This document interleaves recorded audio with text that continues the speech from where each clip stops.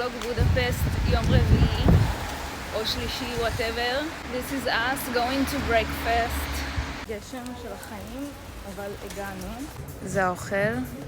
החייב תמיד מחכה לי כשאני מצלמת. רוצה לפתוח אולי את הביצה העלומה.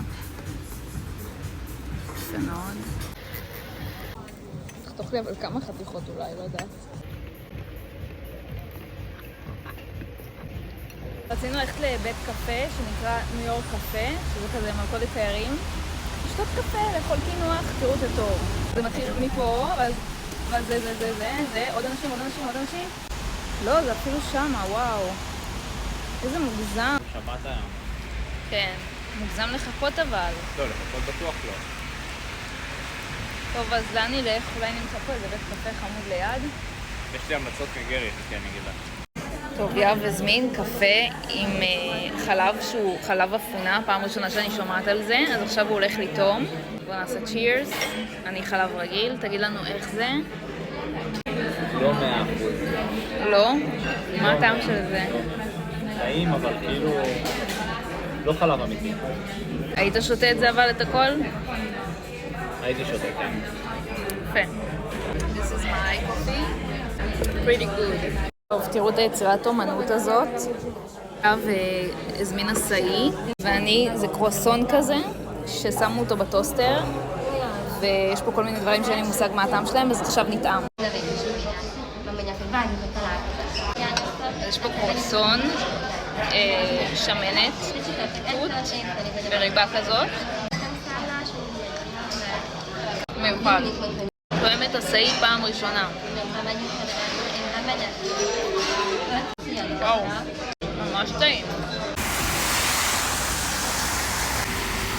טוב, עכשיו להתפנק איתה, אחרי כל הגשם. זו סדרה טובה. הזמנתי מקדונלדס, אפשר לראות שהם לא הביאו את החבילה כמו שצריך.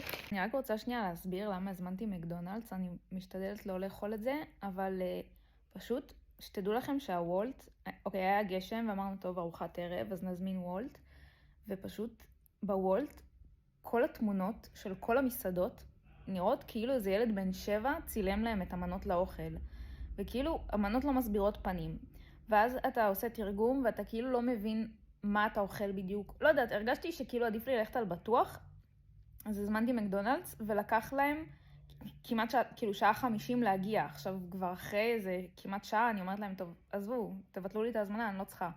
והם לא הסכימו, אז כאילו פשוט חיכיתי שהאוכל יגיע, והשקית הגיעה סופר רטובה, אתם תראו כבר, וכאילו אני כנראה לא אוכל את זה, אבל בואו נעשה, זה כבר גם ככה קרוע.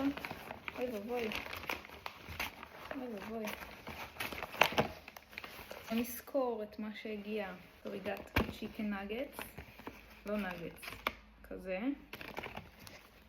טורטיה ראפ, וצ'יפס all over the place. זהו, אז כנראה אני לא אוכל את זה. בואו נראה איך הטורטיה הגיעה לפחות. קרה מאוד. לקח להם 1:50 להגיע.